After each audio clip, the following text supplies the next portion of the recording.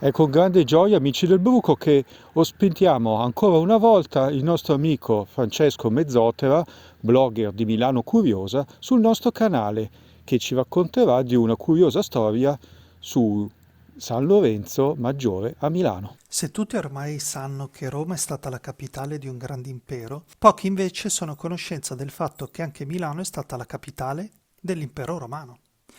Nel 286 d.C., infatti, la sede imperiale divenne Mediolanum, ossia l'attuale Milano, e qui vi rimase fino al 402.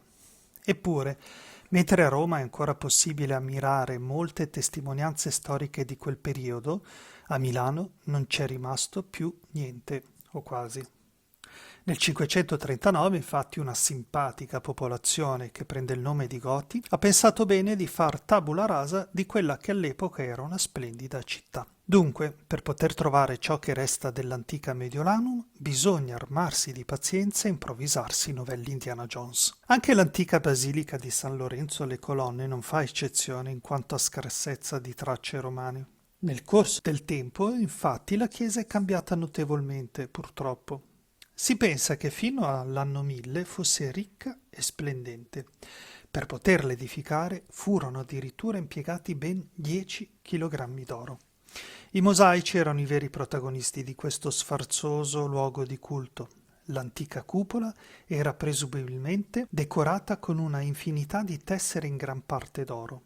La parte bassa del suo muro perimetrale e i pilastri sfoggiavano marmi e porfido, mentre il pavimento era ricoperto da piastrelle bianche e nere. Di tutta questa ricchezza è rimasto solo qualche lacerto di mosaico nell'atrio della cappella di Sant'Aquilino, nonché un residuo di antico pavimento all'ingresso di quella dedicata a San Sisto.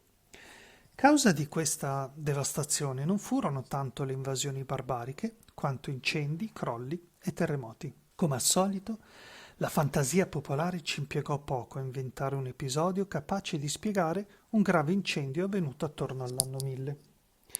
Correva il 1071, quando una cicogna decise di fare il proprio nido su una delle 4 torri campanarie di San Lorenzo.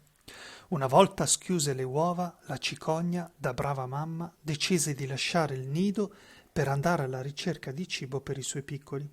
Saputa la notizia, il serpente riuscì ad arrampicarsi fino in alto e a mangiare tutti i cuccioli. Al suo arrivo la cicogna non trovò più i piccoli e andò su tutte le furie. Tale e tanta fu la sua rabbia che riuscì a recuperare un tizzone ardente e con quello uccidere il serpente che nel frattempo si era addormentato al calduccio del bel nido. Tuttavia, nel far questo, diede fuoco al rifugio di paglia ormai tristemente orfano dei suoi piccoli. Il fuoco, in un attimo, si estese all'intera basilica, cancellando tracce preziose di un passato romano glorioso. Insomma, se ad oggi rimane poco degli antichi fasti mediolanensi in San Lorenzo, lo dobbiamo al solito serpente che è capace di fare solamente danni. Eva Docet.